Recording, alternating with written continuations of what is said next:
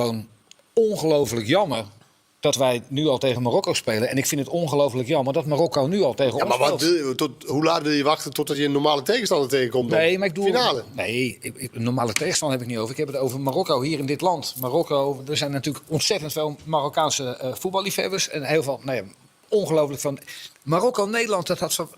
In de halve finale of in de kwartfinale. Ik vind dit gewoon te snel. Dat vind ik jammer. Je bedoelt eigenlijk, Hans, dat het leuk is als we samen ver waren gekomen. Marokko en Nederland. Ik had gehoopt dat ze allebei heel ver zouden komen. Ja. Aan de andere kant, het is ook wel fijn wat je eigenlijk zegt. Nou, we krijgen nu echt een tegenstander. Je weet waar je staat. Nou ja, het gaat er echt om. Het is een hele goede tegenstander. En nu ga je echt zien. En voor Marokko ook. Want Marokko heeft het goed gedaan. Maar we weten nog niet hoe zijn ze onder de druk van erop en eronder of eronder. Want ik wil alleen maar zeggen, je had nog 12 andere landen kunnen treffen waar het erop of eronder zou zijn geworden. Ja, maar je had ook Frankrijk. Je had natuurlijk... maar doe even Marokko niet. Maar daarom snapte ik niet het enthousiasme bij de loting. Wie vind jij de favoriet eigenlijk bij Nederland-Marokko? Ik denk toch Nederland, licht. Ja, het is de nummer 6 tegen nummer 7 op de FIFA-ranking. Ja. Beetje vroeg, hè? Beetje vroeg. Ik denk dat het probleem bij Marokko ligt in het scorend vermogen. Ze hebben Saibari die echt wel laat zien waarom Bayern München hem gekocht heeft. Kijk, wij hebben iets meer scorend vermogen uit verschillende hoeken. Brobby die nu opgestaan is. Ik denk dat verdedigend en de back zal het een beetje om het even zijn. Hakimi of Dumfries. Hakimi een betere speler, maar Dumfries net zoveel drive. Dus het zijn vergelijkbare elftal.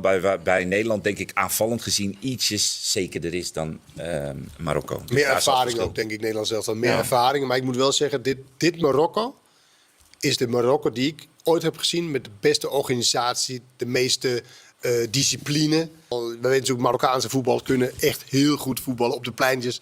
Tikken ze iedereen schil.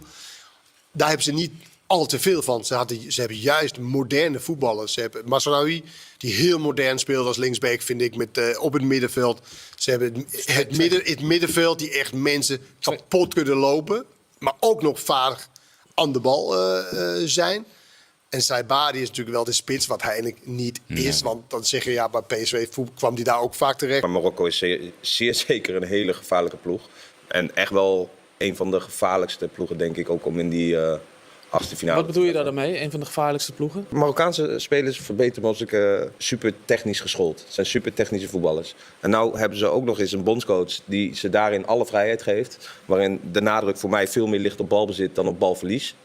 Ja, en ik vind ze aanvallend. Met Hakimi hebben ze echt een enorm wapen.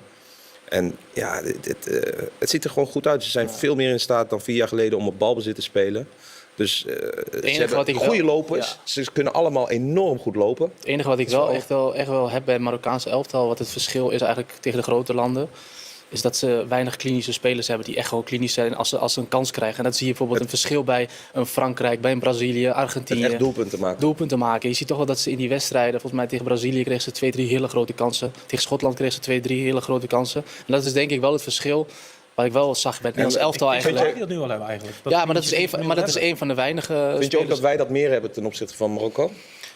Ja, ik vind wel dat je denk ik wel dat Nederland dat wel iets meer heeft. Ik vind wel dat Marokko echt wel in die wedstrijd tegen Brazilië, wat je net ook de nadruk echt wel op het voetballen. No disrespect to South Africa or Canada, but I think both Netherlands and Morocco would fancy their chances going into those games against two teams who have never reached the knockout rounds of a World Cup before, albeit Canada obviously one of the co-hosts of the tournament. Yeah, both teams will fancy their chances if they get through that far, and Morocco, having already outshone Brazil, albeit in a draw, but outshone them, Morocco should fancy their chance in this game too. Is that fair?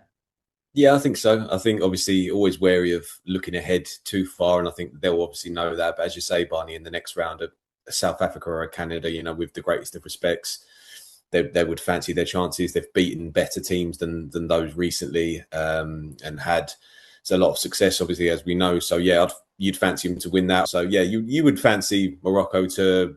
But Sam, this is a tough game. I really do think this is a tough one for Morocco. I know they've been impressive, and I do think Morocco do win this one. I think it'd be very, very close. But I would be wary of thinking, if we get through this one, we've got a relatively easy game in the next round. I don't think anyone's massive. I've not been massively shocked with how good Morocco have been. That would be fantastic if they reach the quarterfinals. I'd probably say that's a solid showing. considering obviously, like I said earlier, they might run into France. You know, as you mentioned before the tournament, the players they lost, you know, a good big player at the back, obviously El Azuli as well was someone that's a big player for them, and they've had players, I've mentioned it before, Sabari, who is going to Bayern Munich this summer. He's obviously scored in all 3 of Morocco's games, group games this summer, and has looked, I hadn't seen loads of him before, to be honest, playing in the Netherlands, but he looks a really good player, doesn't he? Someone that can play in loads of different positions in the final third. So for Bayern Munich fans, that's incredibly exciting signing for them moving forward. Obviously, Hakimi's been, as you would expect. I think Riyad at the back obviously has had a really good tournament so far. El Khanous as well. He's obviously refound himself at Stuttgart and has had a good tournament so far. So they've got lots of different players that are playing well at the moment. And you always think in a team, if you can have, you know, 4 or 5 in really good form, and then a couple of others find their way as the tournament progresses. So yeah, I agree with you, Bunny. I think Morocco win this one, and I think they win the next game as well. What waits beyond that? Because it could be France. I would expect France to beat Morocco, but yeah, interesting game. And like Oliver said, one that I'm actually really looking forward to because it's got loads of different side stories, and it should be a really interesting one. Yeah, it was certainly an entertaining one in their last one against Haiti. Probably more entertaining than most people expected, Oliver. 4-2 thriller in the end. Ultimately, that saw them finish second in Group C. Despite, you know, beating Scotland and then Haiti, arguably their most convincing performance yet is the one game they didn't win against Brazil in that opening game, where I think they impressed most people. What have you made of them in general in those wins since that Brazil game? And are there any players, and Matt's just mentioned a few there, but any players that have really impressed you so far? Saibari, I imagine, is the standout.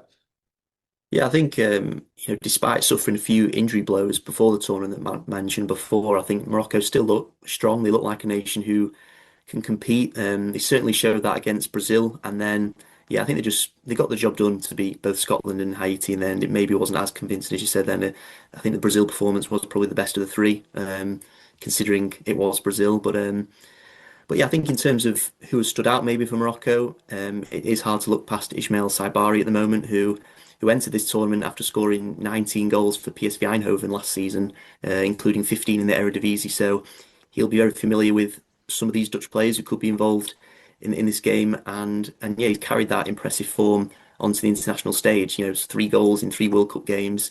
He's the first African player ever to score in each of his team's first 3 group games at the World Cup, and also the first African player to score 3 goals in a single campaign since Asamoah Gyan for Ghana back in 2010. So yeah, I think he's been a standout performer for them so far. He's been playing as this central striker, really, in a fluid front line for Morocco, linking up with the likes of Real Madrid's Brahim Diaz, who is another, I think, who has the potential to hurt the Netherlands, to unlock their defence. He's already assisted 2 goals for Saibari as well at this World Cup.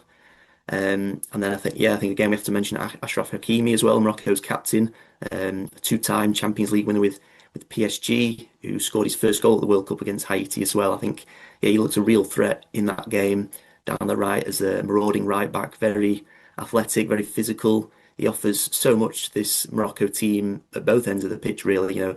And for Netherlands, you've got Denzel Dumfries, who will do a similar job, I think, on that side. So it'll be really interesting to see which right back comes out on top on this game. And then, yeah, elsewhere for Morocco, I think they have this highly rated 18-year-old midfielder in Ayoub Bouardi, who has made a real impression, I think, at this World Cup. He maybe doesn't look the strongest. He still looks, you know, quite young, but I think he's quite an elegant, smart, technically gifted player. He's able to glide past players. He's very composed under pressure as well in that midfield. He announced himself at this World Cup with that dominant display against Brazil, outperforming, I think, the likes of Casemiro and Bruno Guimaraes on that day. And then he helped Morocco to that win against Scotland, but then he was actually benched against Haiti. So I think I'd be surprised if he wasn't reinstated into the starting lineup for this game against the Netherlands. And Bouardi's also a man in demand at the moment at club level. You've got the likes of Arsenal, Man City, Real Madrid. Have all been credited with an interest in him. He currently plays for Lille in Ligue 1. Already made over 60 appearances in Ligue 1. He's not even turned 19 yet. I think he turned 19 in October. So he's got a lot of experience, I guess, under his belt at a decent level, and he's performed well so far at this tournament. So I think he, along with the likes of Saibari and Diaz and Hakimi, will be probably the main ones to watch out for in this Morocco team. Yeah, it's going to be a tough game for Netherlands, going to be a tough game for Morocco.